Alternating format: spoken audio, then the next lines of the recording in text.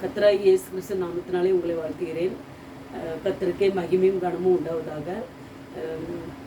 மோசே ஐயா இஸ்ரேல் ஜனங்களை கானான் தேசத்துக்கு வழிநடத்தி செல்லும்போது கர்த்தருடைய வாக்குப்படி மோசே அந்த உலகத்தை விட்டு தேவனுடைய ராஜ்யத்துக்கு போகக்கூடிய அந்த வேலையில் இஸ்ரேல் ஜனங்களை நோக்கி சொல்லுகிறார், கர்த்தர் தாமே உனக்கு முன்பாக போகிறவர், அவர் உங்களோட இருப்பார், அவர் உன்னை விட்டு விலகுவதும் இல்லை, உன்னை கைவிடுவதும் இல்லை, நீ பயப்படவும் கலங்கவும் வேண்டாம் என்று திடமான வார்த்தையை ஒரு திடப்படுத்தி சொல்கிறார். ஏன்னா அவர் இவ்வளவு நாளும் அவர்களை வழிநடத்தி செல்கிறார். அந்த கர்த்தருடைய வேலை நெருங்குற நேரத்தில் அவர் இஸ்ரேல் ஜனங்களை நோக்கி நிறைய வார்த்தைகளை அந்த உபாகம் 31ஆம் அதிகாரத்தில் பாருங்கள், அந்த அதிகாரத்தை வாசித்து பாருங்கள், தெரியும். அப்படி சொல்லுகிறார். அதே போல தான் கர்த்தராகிய இயேசு கிறிஸ்துவும் அந்த சீசர்களை பார்த்து அவர் தேவனுடைய ராஜ்யத்துக்கு போகக்கூடிய வேலை வருது, அந்த சிலுவையில் ஒப்பு கொடுக்க போகக்கூடிய வேலை வரும்போது சீசர்களுக்கு அந்த பஸ்கா பண்டிகையில் ராபோஜனம் முடிந்த பிறகு அவர் நிறைய வார்த்தைகளை திடப்படுத்துகிற வார்த்தைகளை அவர் சொல்லுகிறார். அவர் என்ன சொல்லுகிறார்னா, உங்கள் இருதயம் கலங்காது இருப்பதாக, தேவனிடத்தில் விசுவாசமாய் இருங்கள், என்னிடத்திலும் விசுவாசமாய் இருங்கள் என்று சொல்கிறார். யோவான் 1ஆம் அதிகாரத்தில் நீங்கள் அந்த 1வது வசனத்தை பாருங்கள். இது ரொம்ப பவர்ஃபுல்லான வசனம். அந்த இருதயம் நொறுங்குண்டு நறுங்குண்டு காணப்படுகிறவர்களுக்கு இந்த வார்த்தை ரொம்ப முக்கியமானது வசனம். அவர் அந்த சீசர்களை திடப்படுத்துகிறார். நீங்கள் இருதயம் நொறுங்கக்கூடாது, நான் பரலோகராத்திரமே உங்களுக்காக என்னுடைய பிதாவின் வீட்டில் அநேக வாசஸ்தலங்களை காணப்படுகிறேன்னா அதில் உங்களுக்கும் ஒரு இடத்தை ஆயத்தப்படுகிறேன். அந்த அதிகாரம் ஃபுல்லாக வாசித்து பாருங்கள், உங்களுக்கு தெரியும். அப்படி நம்ம இருதயம் நொறுங்குண்டவர்களை திடப்படுத்துகிற தேவன். நான் கூட இந்த வசனத்தை என் வாழ்க்கையில் நான் அனுபவிச்சிருக்கேன். செப்டம்பர் மாதம் 12ஆம் தேதி 2013ஆம் ஆண்டு என்னுடைய கணவர் இந்த உலகத்தை விட்டு தேவனுடைய ராஜ்யத்துக்கு போன நாள். இன்றையோட 12 ஆண்டுகள் முடிந்து 13 ஆண்டு ஆரம்பமாயிற்று. ஆனால் இது வரைக்கும் தேவன் என்னை நடத்தி வருகிறார். என் கணவர் மறிக்கும்போது அந்த வார்த்தையை கேட்ட உடனே என் இருதயம் நொறுங்கிட்டு, என்னால் பேச கூட முடியலை, ரொம்ப நொறுக்கப்பட்டேன். அந்த சூழ்நிலையில் என்னுடைய இருதயம் ஒரு நொடி அப்படி குலுங்கிட்டு, அந்த அந்த வார்த்தையை கேட்ட உடனே எனக்கு என்னுடைய இருதயம் அப்படியே குலுங்கிட்டு. அந்த குலுங்கின நேரத்தில் கர்த்தர் தாமே என் இருதயத்தை ஒரு சிமெண்ட் போட்டு அடைச்ச மாதிரி அடைத்து விட்டார், சிறப்படுத்தி விட்டார். இது உண்மையிலே உலக மக்களால் கூடாத காரியம், மருத்துவர்களால் கூடாத காரியம். கர்த்தர் என்னோடு கூட இருந்து அவர் என்னை பலப்படுத்தினார். அந்த பலப்படுத்தின கிருபை தான் என்னை இதுவரைக்கும் நடத்தி வருகிறது. நல்லட்டா நான் அழிந்து போயிருப்பேன். இந்த உலகத்தில் நான் இன்னும் உயிரோடு இருக்கிறேன் என்றால் தேவனுடைய சித்தம் ஏதாவது இருக்கும். அதான் தேவன் என்னை உயிரோடு வைத்திருக்கிறார். அந்த பரலோக ராஜ்யத்துக்கு செல்லும் வரைக்கும் தேவனுடைய ராஜ்யத்தின் சுவிசேஷத்தை என்னால் முடிந்த அளவுக்கு அறிவிக்க தேவன் தான் எனக்கு பலன் தரணும். எத்தனையோ ஆண்டுகளை நான் வீணாக கழித்து விட்டேன். அநேக நாட்கள் நான் நினைப்பேன் ஆண்டுடைய வார்த்தையை சொல்லணும்னு. ஆனால் வேலை போகிறதுனால நான் அப்படி தினமும் எல்லாரையும் போல் ஜெபிப்பேன், வேதம் வாசிப்பேன், அப்படி தூங்கிடுவேன். ஆண்டரை பற்றி எனக்கு எப்படி சொல்லலாம் இசப்பா அப்படின்லாம் நான் நினைப்பேன். ஆனால் என்னால் முடியலை. அந்த சூழ்நிலை தான் தேவன். இது எனக்கு ஆச்சரியமாக தான் இருக்குது. எப்படி நான் இந்த யூடியூப் அக்கௌண்ட், ஏன்னா ஒரு ஞானம் கிடையாது எனக்கு, எடிட் பண்ண தெரியாது, ஒன்றுமே தெரியாது. ஒரு மொபைலை வச்சு நானே வீடியோ பண்ணி நானே போடுகிறேன். இதற்கு யாருடைய உதவியும் கிடையாது. கர்த்தர் தான் என்னை வழிநடத்துகிறார். ஆரம்ப காலத்தில் அந்த முதல் நாள் எங்கள் அண்ணன் மகா எனக்கு ஒரு உதவி பண்ணின அந்த வீடியோ எப்படி போடணும்னு. அதுக்கப்புறம் தினமும் நான் தான் இந்த வீடியோவை போட்டு கொண்டு இருக்கிறேன். இது என்னால் கூடாது தான். இது என்னுடைய கண்களுக்கு உண்மையிலே இது ஆச்சரியமாக தான் இருக்குது. எனக்கு பேசுறதுக்கு ஞானம் கிடையாது. இந்த உலகத்து மக்களோடு நான் எப்படி பேச வேண்டும் என்ற அறிவு கூட எனக்கு கிடையாது. அந்த சூழ்நிலையில் தேவன் என் வாயை திறந்தால் அது அவருடைய வார்த்தையாக தான் இருக்கணும். வீணான வார்த்தை நான் பேசாதபடி தேவன் தான் என்னை காக்கணும். நீங்களும் எனக்காக ஜெபித்து கொள்ளுங்கள். கலங்கியிருந்த நேரங்களில் என்னை காத்த தேவன் உங்களையும் நிச்சயமாய் காப்பார். இந்த வார்த்தைகள் உங்களுக்கும் ஒரு இருதயத்துக்கு பலமாய் காணப்படும். நீங்கள் எப்பொழுதும் தேவனை பற்றி கொண்டிருங்கள். அவர் உங்கள் இருதயங்களை ஸ்திரப்படுத்துவார். கர்த்தர் எல்லாருக்கும் ஒரே மாதிரியான தேவன் தான். அவர் எனக்கு மட்டுமல்ல, உங்கள் எல்லாருக்கும் கர்த்தர் நம்ம எல்லாரையும் படைத்தவர். பட்சபாதம் இல்லாத தேவன். மனிதன் ஒரு நாள் கைவிடலாம். நான் கூட என் கணவர் கடைசி வரைக்கும் என் கூட இருப்பாங்க அப்படின்னு தான் நான் நினச்சிட்டு இருந்தேன். எந்த கவலையும் பாரம் இல்லாதபடி இருந்த நேரத்தில் இப்படி ஒரு சூழ்நிலை, நோய் நிமித்தம் இப்படி ஒரு சூழ்நிலை ஆயிற்று. அப்படி நொறுக்கப்பட்டேன், கலங்கினேன், அநேக புத்தகங்களை படித்தேன்.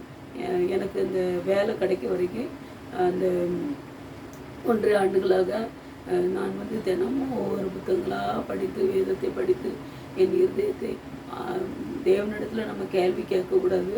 ஆனாலும் நான் அநேக புத்தகங்களின் வாயினால், நான் வேத புத்தகத்தின் வாயிலாக நான் ஆறுதல் அடைந்தேன். இந்த நேரத்தில் கூட நான் உங்களோடு நான் நின்று பேசினோம்னா அது கர்த்தருடைய கிருபை தான். அவருடைய கிருபை இல்லாமல் இந்த வார்த்தையில் நான் பேச முடியாது. நான் எந்த ஊழியமோ இதுவரைக்கும் நான் பண்ணது கிடையாது, எந்த பிரசங்கம் நான் பண்ணது கிடையாது, இதுவரைக்கும் நான் எந்த இடங்கள்லையும் நான் தேவனுடைய வார்த்தையை சொன்னது கிடையாது.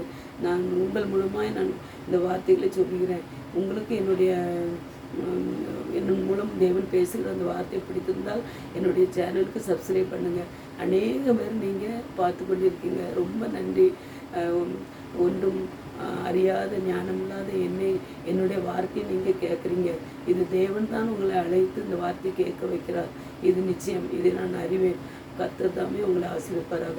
இந்த தேவன் கர்த்தர் சொல்கிறார்களா, உங்கள் இருதயம் கலங்காதிருப்பதாக, தேவனிடத்தில் விசுவாசமாக இருங்கள், என்னிடத்தில் விசுவாசமாக இருங்கள் என்று சொன்ன வார்த்தை அது உண்மையிலே ஒரு உறுதியான நிச்சயமான வார்த்தை. இது எல்லாரும் கலங்கி கஷ்டத்தில் தவிக்கிறவங்களுக்கு இது ஒரு நம்பிக்கையான வார்த்தை தான்.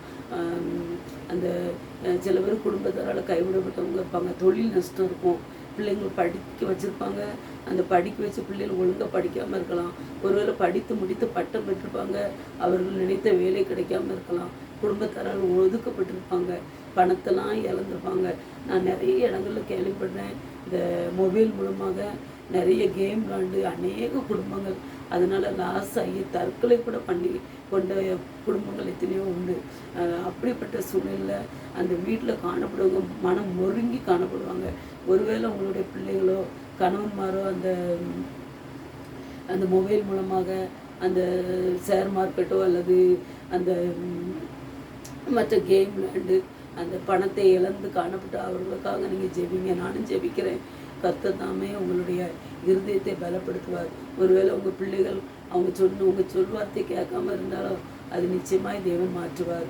அதே போல் உங்களுடைய வருமானம் அதிகம் இல்லாமல் குடும்பத்தில் கஷ்டப்படுறீங்களா, கர்த்தர் உங்களை பாதுகாப்பார். கர்த்தர் உங்கள் வருமானத்தை பெருக்குவார். அந்த சங்கீதக்காரன் தாவீது அந்த அபிமெலேக்குக்கு பயந்து அவன் வேஷம் தரித்து விலைக்கு ஓடும்போது அவன் கர்த்தரை நோக்கி சொல்லுறான், நொறுங்குண்டவர்களுக்கு கர்த்தர் சமீபமாக இருந்து நறுங்குண்ட ஆவியுள்ளவர்களை ரட்சிக்கிறார். ஆமாம், நொறுங்குண்ட இருதயம் உள்ளவர்களே கர்த்தர் என்ன செய்தார்? சமீபமாய் காணப்படுகிறார். அவர்களுடைய நறுங்குண்ட ஆவியை கர்த்தர் என்ன செய்தார்? ரட்சிக்கிற தேவனாய் இருக்கிறார். நொறுங்குண்டு இருதயம் கலங்கி எனக்கு யாருமே இல்லை, எனக்கு இப்படி ஒரு சூழ்நிலை நான் இதுலேருந்து நான் எப்படி தான் நான் தப்பிக்க முடியுமோ என்று கலங்கி இருந்த நேரங்களில் கர்த்தர் தான் நமக்கு ஆறுதல். ஒருவேளை நம்ம நம்பினவங்க நம்மளை கடைசி வரைக்கும் நான் உன்னை பார்ப்பேன் என்று சொல்லி அவர்கள் கைவிட்டிருக்கலாம். ஒருவேளை நான் ஒரு உதவி கேட்டு நீங்கள் போயிருக்க நேரத்தில் நான் கண்டிப்பாக அந்த உதவி செய்வேன் என்று சொல்லி அவங்க வாக்கு மாறி இருக்கலாம். திக்கற்ற நிலைமையில் நான் என்ன செய்வேன்? நடுக்கடலில் அந்த படகு கப்பல் போகும்போது திசை அறியாமல் போகும்போது அந்த எப்படி கலங்கி தவிப்பார்களோ அப்பொழுது அந்த கலங்கரை விளக்கம் எப்படி அவர்களுக்கு ஒரு வழிகாட்டுமோ அதே போல் நம்முடைய தேவன் ஒரு கலங்கரை விளக்கம். அவர் ஒரு நங்கூரம், புயல் அடிக்கும்போது அந்த இடத்துல நங்கூரத்தை போடுவார்கள். அந்த நங்கூரம் தான் நம்முடைய கர்த்தராகிய இயேசு கிறிஸ்து. அதனால் உங்கள் பாரம் கவலை எல்லாம் அந்த தாவீது ராஜாவை போல நீங்கள் அவரிடத்தில் ஒப்பு கொடுங்க. தேவன் நிச்சயமாக உங்களுக்கு பதில் கொடுப்பார். இன்னும் ஆண்டவர் இருதயம் கலங்காமல் பயப்படாமல் இருப்பதாக என்று நமக்கு சொல்லியிருக்கிறார். நீங்கள் பயப்படவும் வேண்டாம், கலங்கவும் வேண்டாம் என்று சொல்லி நான் உங்களோடு இருக்கிறேன் என்று வாக்கு கொடுத்திருக்கிறார். வாக்கு தத்தம் பண்ணின தேவன் அவர் உண்மையுள்ளவர். அவர் வாக்கு மாறாத தேவன். மனிதன் வாக்கு மாறலாம், ஆனால் தேவன் வாக்கு மாறாத தேவன். நம்ம இருதயத்தினுடைய கண்ணீரை கர்த்தர் அறிந்திருக்கிறார். ஒருவேளை நம்ம கூட இருக்கிறவங்க நம்மளை பார்த்தா அவங்க நல்லா தானே இருக்காங்க, நல்ல வேலையில் இருக்காங்க, நல்லா சாப்பிட்றாங்க, நல்ல மாதிரி தான் இருக்காங்க, அவங்களுக்கு என்ன குறை என்று நினைக்கலாம். ஆனால் இருதயத்தின் ஆழங்களை அறிந்திருக்கிற தேவன் நம்முடைய கர்த்தராகிய இயேசு கிறிஸ்து. நம்முடைய உள்ளத்தின் ஆழங்களை அவர் அறிந்திருக்கிறார். ஒருவேளை மனிதன் முகத்தை தான் பார்ப்பான். கர்த்தரோ இருதயத்தின் ஆழங்களை அறிந்திருக்கிற தேவன்.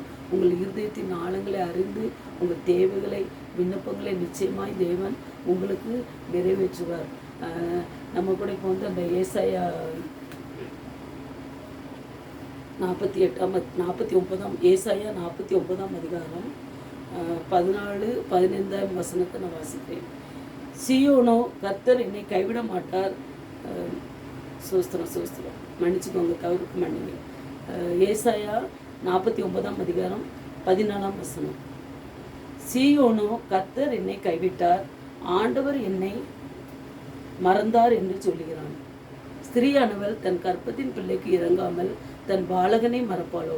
அவர்கள் மறந்தாலும் நான் உன்னை மறப்பதில்லை. கர்த்தர் என்னை கைவிட்டார், என்னை மறந்து விட்டார் என்று ஒருவேளை நம்ம நினைக்கலாம். ஆனாலும் கர்த்தர் நம்மை மறக்கிற தேவன் அல்ல. அவர் நம்மை உள்ளங்கையில் வரைந்திருக்கிறார். நம்முடைய தாய் நம்ம கற்பத்தின் பாலகனை மறக்க மாட்டார். அவள் மறந்தாலும் நான் உன்னை மறவேன் என்று தேவன் வாக்கு கொடுத்திருக்கிறார். எவ்வளோ நல்ல தேவன் பார்த்தீங்களா? அதனால நம்ம கலங்கவும் பயப்படவும் கூடாது. கர்த்தரிடத்தில் நம்ம விசுவாசமாக இருக்கணும். தேவன் சொல்லியிருக்கிறார்களா, உங்கள் இருதயம் கலங்காதிருப்பதாக, தேவனிடத்தில் விசுவாசமாக இருங்கள், என்னிடத்தில் விசுவாசமாக இருங்கள் என்று தேவன் அந்த சீசர்களை நோக்கி சொன்ன தேவன் இன்று நம்மை பார்த்து சொல்லுகிறார். அதனால் தேவனிடத்தில் நம்முடைய கண்ணீர், கவலை, பாரம், கஷ்டம், துன்பம், பணம் இழப்பு, சொத்து இழப்பு, மனிதரால் கைவிடப்பட்ட நிலைமை, பிள்ளைகளுடைய எதிர்காலம், இன்னும் கண்ணீரின் பாதை, பிள்ளைகள் சொல் பேச்சு கேளாதபடி, நண்பர்களோடு அலைதல், எப்பொழுதும் மொபைலை பார்த்து கொண்டே இருப்பது, இன்னும் வீட்டில் பிள்ளைகள் எப்பொழுதும் தாய் தகப்பமாருடைய சொற்பேச்சு கேட்காதபடி அவர்கள் ஊர் சுற்றி அலைவது, எல்லாவற்றையும் தேவனுடைய கரத்தில் நீங்கள் வைத்து விடுங்க. கர்த்தர் தான் உங்களை பாதுகாப்பார். உங்கள் கணவன்மார்கள் ஒருவேளை பணம் சம்பாதித்து வீட்டில் ஒன்று கொடுக்காமல் இருக்கலாம், அதையும் கூட தேவன் மாற்றுவார். நிச்சயமாக உங்கள் விண்ணப்பத்துக்கு நிச்சயம் பதில் உண்டு. கர்த்தர் தாமே உங்களை ஆசீர்வதிப்பதாக. ஜெபிப்போம். இயேசுவே, தாவீதின் குமாரனே, இறங்கும் தகப்பனே, தர்மையான வார்த்தைக்காக உமக்கு கோடி நன்றி அப்பா. நீர் ஜீவனுள்ள தேவன் அப்பா. நீர் தகப்பனே எங்களை நோக்கி நீர் சொல்லுகிறீர் தகப்பனே, உங்கள் இருதயம் கலங்காமலும் பயப்படாமல் இருப்பதாக என்று நீங்கள் சொல்லியிருக்கீங்கப்பா. இயேசுராஜா, உங்கள் இருதயம் கலங்காதிருப்பதாக, தேவனிடத்தில் விசுவாசமாக இருங்கள், என்னிடத்தில் விசுவாசமாக இருங்கள் என்று சொல்ல தேவனே, நீர் ஆண்டவரே ஆதி முதல் ஆண்டவரே இன்று வரைக்கும் நீர் எங்களோடு இருக்கிறீரப்பா. எங்கள் இருதயத்தின் ஆழங்களை, கண்ணீரை அறிந்திருக்கிற தேவன் நீர் ஒருவர் மாத்திரம்தான் தகப்பனே. எங்கள் கண்ணீரை உடைய பாதபடியில் வைத்தப்பா. எங்களுடைய இருதய கலக்கங்களை, எங்கள் இருதய விண்ணப்பங்களை, எங்கள் இருதயத்தின் ஆண்டவரே எங்கள் கலக்கங்களை உம்மிடத்தில் நாங்கள் வைக்கிறோம்ப்பா. நீங்கள் எங்களுக்கு ஆறுதல் கொடுங்கப்பா. ஆண்டவர் உம்மால எல்லாம் கூர்ந்தப்பனே. அடிமையனுடைய வாழ்க்கையில் கூடப்பா, என் கணவனை இழந்து 12 ஆண்டுகளாக தகப்பனே என் இருதயத்தை பலப்படுத்தினே தகப்பனே. அந்த தேவன் என் ஜீவனுள்ள தேவனப்பா. ஆண்டவரே, நேற்று மீண்டும் மீண்டும் மாறாதவரே, இந்த நேரத்தில் இதை கேட்டுக்கொண்டிருக்கிற ஒவ்வொரு பிள்ளைகளையும் ஆசீர்வதிங்கப்பா. அவர்கள் இருதயத்தின் கலக்கத்தை மாற்றுங்கப்பா. உங்கள் துக்கம் சந்தோஷமாய் மாறும் என்று சொல்லிடுறப்பா. இன்றே அது மாற கிருபை செய்யுங்கப்பா. ஆண்டவரே, அந்த வீட்டில் ஐஸ்வர்யமும் ஆசீர்வாதமும் தங்கணும்ப்பா. ஆண்டவரே, கடன் பிரச்சனைகள் மாற வேண்டப்பா. பிள்ளைகளுக்கு ஏற்ற வேலை கிடைக்கணும்ப்பா. பிள்ளைகளுக்கு நல்ல ஞானத்தை கொடுங்கப்பா. ஆண்டவரே, குடும்ப தலைவரை ஆசீர்வதிங்க தகப்பனே. ஆண்டவரே இயேசுவே, கணவன் மனைவி அன்பாக இருக்க கிருபை செய்யுங்க தகப்பனே. இயேசப்பா, கணவன் மனைவிக்குள்ளே ஏதாவது பிரச்சனை இருந்தால் அது இன்றே மாற கிருபை செய்யுங்க தகப்பனே. இந்த நேரத்தில் கூட தகப்பனே, இதை பார்த்து கொண்டிருக்கிற ஒவ்வொரு பிள்ளைகளும் அப்பா, இனிமேலும் இதை பார்க்க போகிற ஒவ்வொரு பிள்ளைகளும் இந்த கரத்தில் வைத்து ஆண்டவரை ஜெபிக்கிறேனப்பா. ஆசீர்வதிங்கப்பா. ஆசீர்வதிக்கும் தேவன் நீர் எங்களோடு இருக்கிறீரப்பா. கலங்கி தவித்த நேரங்களில் எங்களை கை தூக்கி விடுகிறவர் நீர் ஒருவர் மாத்திரம்தான் தகப்பனே. எங்களை முற்றிலும் கரத்தில் வைக்கிறப்பா. எங்களுடைய ஜெபத்தின் விண்ணப்பத்தை ஏற்றுக்கொண்டதுக்காக நன்றி அப்பா. ஆண்டவரே, உமக்கு நன்றி அப்பா. மீதியான நேரத்தை நீங்கள் பொறுப்படுத்திக் கொள்ளுங்கள். மீட்பர் இயேசு கிறிஸ்து நாமத்தினால ஜெபிக்கிறேன் பிதாவே. ஆமென், ஆமென், ஆமென்.